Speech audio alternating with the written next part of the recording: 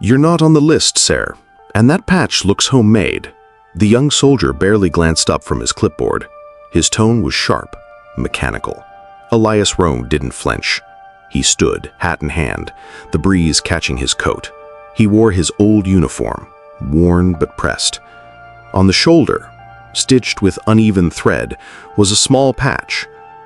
Margaret, the name his wife had embroidered weeks before cancer took her.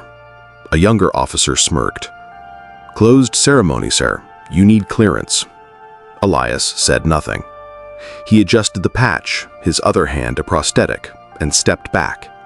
He stood just beyond the gate, back straight, eyes fixed on the flags beyond the bars. He wasn't here to disrupt. He was here to say goodbye. If you believe no one should be treated this way, type "honor" below. Your voice matters. Elias stayed. The sun climbed, casting long shadows. His posture didn't falter, despite the ache in his leg. People in dress blues walked past. A few glanced his way, a flicker of pity, but no one stopped. A photographer turned away. Inside, white chairs filled. A Marine color guard rehearsed. Elias looked at his badge. Faded plastic. A 20-year-old photo. His name, his unit. He offered it again. The guard didn't touch it. "Not valid. You're not on the list." "I came to honor a friend." "Name?" "General Patrick Whitmore." The guard tapped a tablet. "Family relation?" "No. Served with him 34 years ago." The guard looked up, a mix of discomfort and indifference. "No exceptions." Elias nodded. "I understand." He stepped back. A gust of wind rattled the flags, lifting his coat to reveal the mechanical joint on his leg. He pressed the fabric down.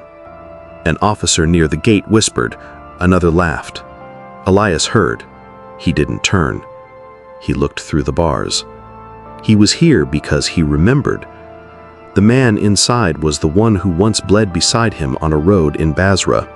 The man who had whispered, "Don't let them bury me alone." Elias had kept that promise. A group of young soldiers passed, laughing. One noticed Elias. "Hey, who let Grandpa out of the museum?" Others chuckled. One pointed at the patch. "What is that? A tribute?" Elias didn't answer.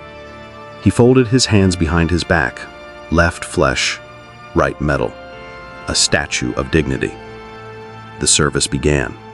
Elias heard the national anthem faintly on the wind. He didn't move. Not for the honor guard, not for the rifle volley. The young soldiers returned. They slowed, seeing him still there. Man, he hasn't moved. Dedication or dementia? The tallest stepped closer. His boots scraped gravel. "Margaret, was she your wife? She make that? Looks like a pillowcase." Soft, careless laughter. The soldier reached out, tapping the patch. Elias's hand rose, covering the name. He looked the young man in the eyes. Steady. The smirk faded. The soldier stepped back. No one intervened. An officer saw, turned to his clipboard.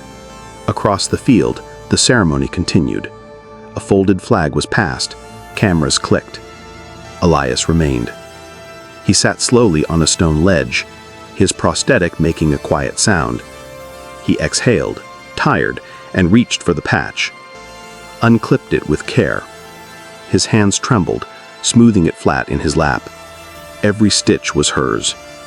He folded it gently and placed it against his chest. No cameras saw. No one noticed but one man. A captain with a bronze star had watched everything. He didn't speak. He turned, walking toward the command tent. Elias remained seated, hand over the patch in his pocket. Faint sounds of eulogies floated across the field. Out here, only wind and memory. His leg throbbed. He didn't show it. He straightened his pant leg, wiped dust from his prosthetic. He placed his cap on his head and stood slowly, deliberately, back to attention. No one was watching. but he stood as if Margaret might be, as if Patrick could see the brother who pulled him from a burning Humvee. He remembered Patrick's cracked voice. "You shouldn't have come back." "I didn't," Elias had whispered. "She told me not to leave anyone behind." Elias turned, facing the canopy. The breeze caught his coat. With no audience, no music, he saluted.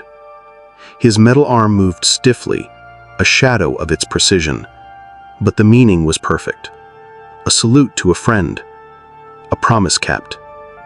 At that moment, the captain stepped into the command tent.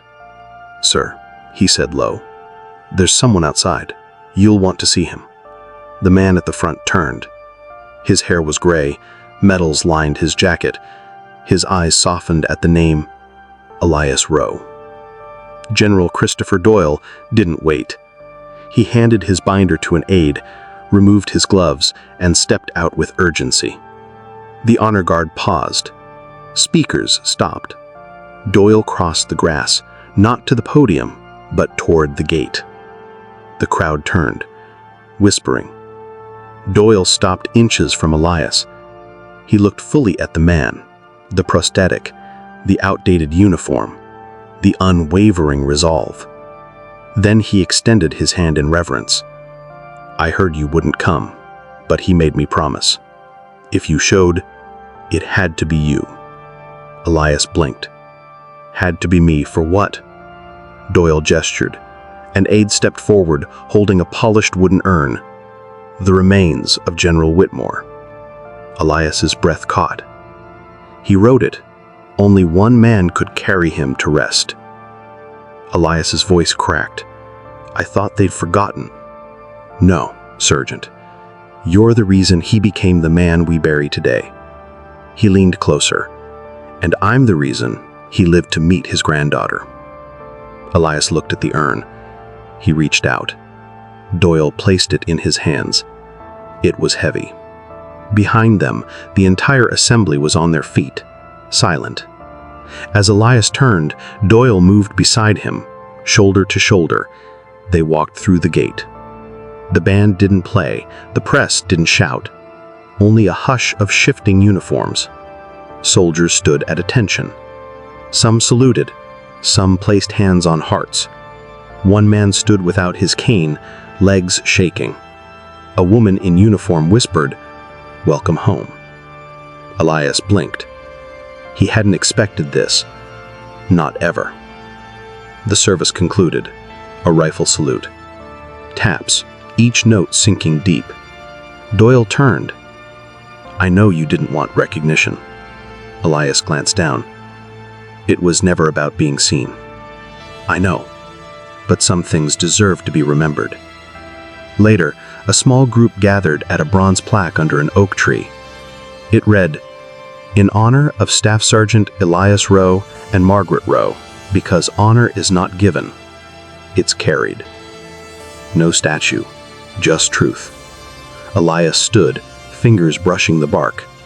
From his pocket he pulled the patch. He bent and buried it beneath the soil. A gesture that said everything. Doyle stepped beside him. "They'll come here." "They already are," Doyle said.